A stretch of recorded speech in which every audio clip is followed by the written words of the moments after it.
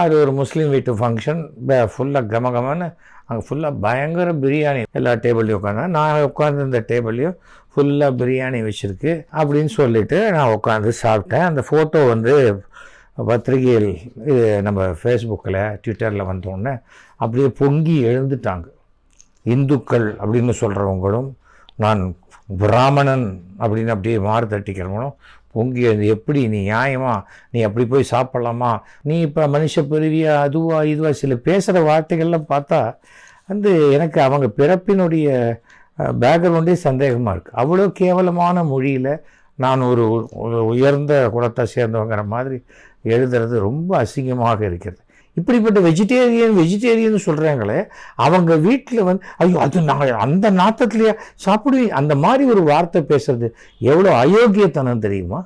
வாணியம்பாடியில் ஹஃபீஸ்னு என்னுடைய ஃப்ரெண்டு ஒருத்தர், ஒரு பத்திரிகையாளர், அவர் வந்து வீடு கிரகப்பிரவேசம் பண்ணியிருக்காரு. என்னை கூப்பிட்டார், நீங்கள் வரணுன்னே நான் வண்டி அனுப்புகிறேன், வந்துட்டு போகணும், கண்டிப்பாக நீங்கள் வரணும் கிரகப்பிரவேசத்துக்கு. கண்டிப்பாக நான் வரேன் அப்படின்னு. வாணியம்பாடிங்கும் போது வேலூரை தாண்டி போகும்போது பத்திரிகையாளர், இந்த மீடியாவில் எல்லாம் ரொம்ப சிறப்பான இன்டர்வியூலாம் பண்ணுறவர். ஐயோ அவரா அப்படின்னு பயப்படுற ஆட்கள்லாம் இருக்காங்க. முக்தார் அகமது என்னுடைய தம்பி மாதிரி. அவர் வீட்டுக்கு போயிட்டு அங்கே ஒரு டீயை சாப்பிட்டுட்டு அவங்க பசங்கள்லாம் பார்த்து பேசிவிட்டு அவரை அழைச்சிட்டு அங்கேருந்து நாங்கள் வாணியம்பாடி போனோம். வாணியம்பாடி போய் அங்கே நல்ல கூட்டம், அங்கே பயங்கர எல்லாருமே அவ்வளோ அன்பாக, வாங்க சார் நீங்கள் வந்து ரொம்ப சந்தோஷம், எங்களுக்கு ரொம்ப சந்தோஷம் அப்படின்னாங்க. ஸோ நம்ம போனோம். போயிட்டு அங்கே எல்லார்கிட்டையும் பேசிவிட்டு அங்கே ஒரு டாக்டர், யுனானி டாக்டர் இருந்தார். அவர் வந்து ஆக்சுவலாக அந்த கொரோனா டயத்தில் அந்த கொரோனாவுக்கு மருந்து கொடுக்குற முயற்சியிலேருந்து அது அரசாங்கமே அந்த யுனானி அந்த சித்தா எல்லாமே என்கரேஜ் பண்ண டைம், அது அவரும் சேர்ந்து பண்ணியிருக்காரு. பல பேர் உயிரை காப்பாற்றிருக்கேன்னு சொன்னார். ஸோ அதெல்லாம் பார்த்து பேசிவிட்டு அப்புறம் லஞ்ச் ரெடி பண்ணியிருந்தாங்க. லஞ்ச் ரெகுலராக அது ஒரு முஸ்லீம் வீட்டு ஃபங்க்ஷன். ஃபுல்லாக கமகமன்னு அங்கே ஃபுல்லாக பயங்கர பிரியாணி. வாசலில் ஒரு செட்டு அங்கே இங்கேன்னு போட்டு அங்கே நாங்கள் எல்லாம் உட்காந்து இடத்துல ஒரு 3-4 டேபிள் போட்டு எல்லா டேபிள்லையும் உட்காந்து நான் உட்காந்துருந்த டேபிள்லையும் ஃபுல்லாக பிரியாணி வச்சுருக்கு. நான் பார்த்தோன்னே, சார் அண்ணே ஒன்றுமே இல்லை, நீங்கள் வெஜிடேரியன் எங்களுக்கு தெரியும், அதனால தான் உங்களுக்கு நான் A to Bலேருந்து வாங்கிட்டு வந்திருக்கோன்னு சொல்லி A to Bலேருந்து வாங்கினேன். அந்த ஒரு ஃபுல் மீல்ஸ் ஒரு 2 கொண்டு வந்தாங்க. என்னோடய கூட யாராவது வந்து அவங்களும் வெஜிடேரியன், என் கூட வந்த 2 பேருமே நான் வெஜிடேரியன், அவங்கள வெளியில் நீங்கள் சாப்பிடுங்கன்னு சொல்லிவிட்டேன். ஸோ முக்தார் உட்காந்து அந்த டாக்டர் அப்புறம் இன்னும் 2 பேர் உட்காந்துருந்தாங்க. அந்த பில்டிங் அதை கன்ஸ்ட்ரக்ட் பண்ண அவர் வந்திருந்தார். எல்லாருமே உட்காந்து அங்கே சாப்பிடும் பொழுது நான், சார் உங்களுக்கு வேணால் நான் தனியாக போட்டுட்டோமா, உங்களுக்கு இங்கே இவங்களோட சாப்பிட்றதுக்கு சங்கடமாக, அதெல்லாம் பரவாயில்ல. ஹோட்டலில் சாப்பிட்றோம், ஒரு வெஜிடேரியன் ஒருத்தர் சாப்பிடுவார், இன்னொருத்தர் பக்கத்தில் நான் வெஜிடேரியன் சாப்பிடுவார். இந்த டேபிளுக்கும் அந்த டேபிளுக்கும் கரெக்டாக ஒரு 2 அடி கேப் இல்லை 1.5 அடி கேப் இருக்கும், அவ்வளோதானே.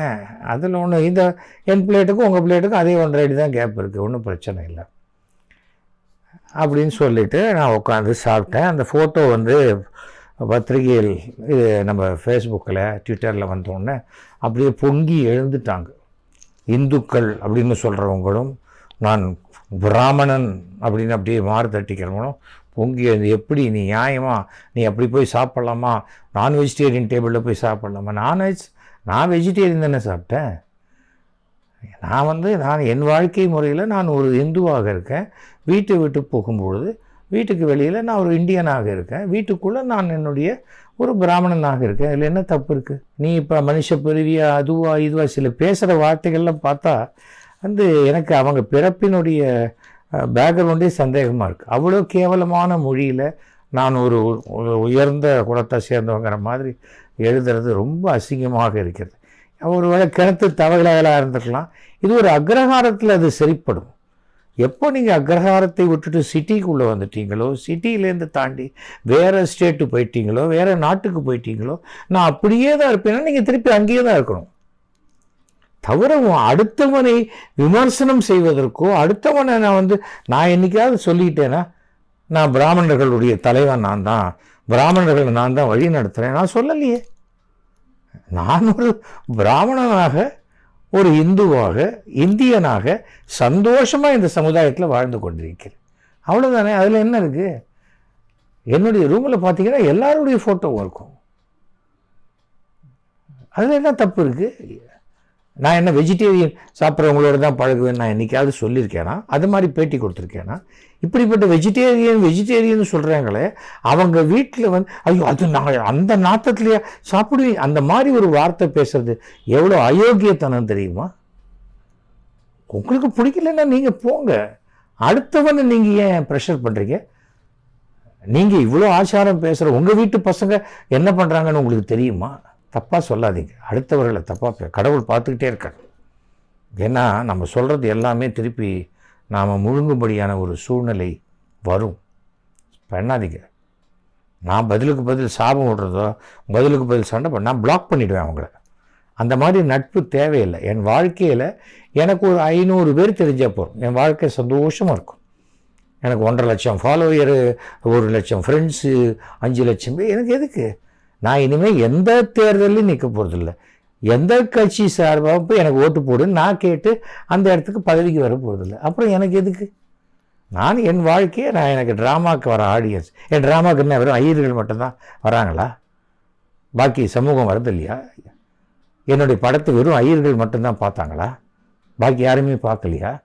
முஸ்லீம்ஸு, ஹிந்துஸ், கிறிஸ்டியன்ஸு, முஸ்லீம்ஸில் எல்லா கம்யூனிட்டியும் தான் பார்த்துருக்காங்க. இன்றைக்கி உலகம் முழுக்க என்னுடைய நாடகத்தை அவங்கெல்லாம் கேட்டுட்ருக்காங்க. தப்பு இல்லையா அது?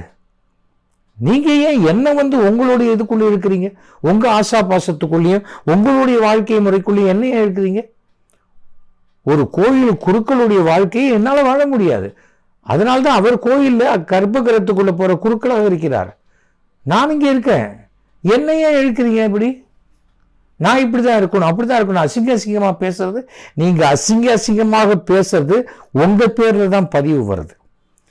என்னை தரந்தால் விமர்சிக்கிறீங்க. 4 பேருடைய ஸ்க்ரீன்ஷாட்டை அதை அப்படியே எடுத்து கம்ப்ளைண்ட் கொடுத்தா ஒரு எஃப்ஐஆர் விழுந்ததுன்னா அதுலேருந்து வெளியில் வரத்துக்கு எவ்வளோ கஷ்டப்படணும் தெரியாது உங்களுக்கு. தயவு செஞ்சு பண்ணாதீங்க. அதுவும் நான் பல விஷயங்கள், நான் பொது வாழ்க்கையில் இருக்கிறவன், எனக்கு எல்லாரும் தேவை. நான் எல்லார்கிட்டையும் நண்பனாக தான் இருப்பேன். ஒருமித்த கருத்து இருக்கிற யாராக இருந்தாலும், அவங்க யாராக வேணா இருக்கலாம், Hindu, Muslim, Christian, Iyengar, Nadar, Chettiar, Mudaliar, SC, ST, அதை பற்றிலாம் நான் கவலைப்பட மாட்டேன். நான் பெரியவாளோட ஜெயேந்திரர் அவர்களோட கிட்டத்தட்ட 300 தலித்து கிராமங்களுக்கு போயிட்டு எல்லா குழந்தைகளையும் பார்த்துட்டு அவங்கக்கிட்டலாம் பேசிட்டு வந்தவன். விபூதி பிரசாதம், குங்கும பிரசாதம், காமாட்சி அம்மனோட இதெல்லாம் கொடுத்துட்டு வந்தவன். ஆனால் என் வாழ்க்கை முறை உங்களுக்கு எப்படி தெரியும்? நான் என்ன சின்ன பையனா? 30-35 வயசு இருக்கிறவங்கெல்லாம் எனக்கு கூப்பிட்டு அட்வைஸ் பண்ணுறது, நீ நல்லா இருக்க மாட்டேன், நம்ம சமூகத்துக்கு சாபக்கேடு. என்னதுக்கு? நான் என்ன சொல்லிட்டேன்? நான் என்ன பூனையில் சட்டைக்கு அப்படியே வெளியில் போட்டுன்னு யாரை போய் ஏமாற்றிட்டேன்? என்ன உங்களுக்கு என்ன பிரச்சனை? பண்ணாதீங்க தயவு செஞ்சு. நான் வேறு மாதிரி. எனக்கு இப்போ தான் கொஞ்சம் கொஞ்சமாக தோணுச்சு, ஏன் நிறையா பிராமணர்கள் கம்யூனிஸ்டாக மாறினாங்க அப்படின்னு. எல்லாத்தையுமே விளக்கமாக பேசினா சரியாக வராது இல்லையா? அதனால் கொஞ்சம் ஜாகிரதையாக எப்போவுமே எது பேசினாலும் நம்ம கொஞ்சம் அடக்கமாக இருந்தால் நல்லது. உங்கள் வாழ்க்கையை நீங்கள் வாழுங்க, நல்லபடியாக வாழுங்க. உங்களுக்கு எப்படியோ அது மாதிரி உங்கள் பசங்களை நீங்கள் வளர்க்கலாம். ஒன்றுமே வரப்போதில்லை. அது நீங்கள் சந்தோஷமாக நீங்கள் வளர்த்துக்கலாமே. நீங்கள் அப்படியே யார் என்ன கேட்க போகிறா? உங்கள் பொண்ணை அதே மாதிரி வளங்கும், ஒன்றுமே தப்பு இல்லையே. நம்ம யாரோடையும் பழகினா உடனே சம்பந்தம் தான் பண்ணிக்க போகிறோமா? ஏன் சகோதரனாவோ சகோதரியாவோ இருக்க முடியாதா? சனாதனம்ங்கிறது என்ன? எல்லாரையும் ஏற்றுக்கொள்கிறது தானே. உங்களுக்கு என்ன பிரச்சனை? சில சமயம் கோபம் வரும்போது மாத்திரம் கடவுளை உங்ககிட்ட கூப்பிட்டு இனிமேல் நீ தான் சனாதனத்துக்கு இன்சார்ஜ், யார் பேசினாலும் நீ ஃபைட் பண்ணு அப்படின்னு உனக்கு ஆத்தரைசேஷன் லெட்டர் கொடுத்த மாதிரி சண்டை போடுறோம் இல்லையா? இன்னி ஒரு கேள்வி கேட்டால் என்கிட்ட எதிர்த்து கேட்க 10 கேள்வி இருக்குது. ஆனால் அந்த 10 கேள்விக்கு பதில் இருக்காது. திருப்பி என்ன பண்ணி மிஞ்சி போனால் இவன் உருப்பட மாட்டான்னு சபிக்கலாம். என்னுடைய தந்தையினுடைய ஆசீர்வாதம், என் முன்னோர்களுடைய ஆசீர்வாதம், நான் வழங்கும் கடவுளுடைய ஆசீர்வாதம் என்னை காப்பாற்றும்.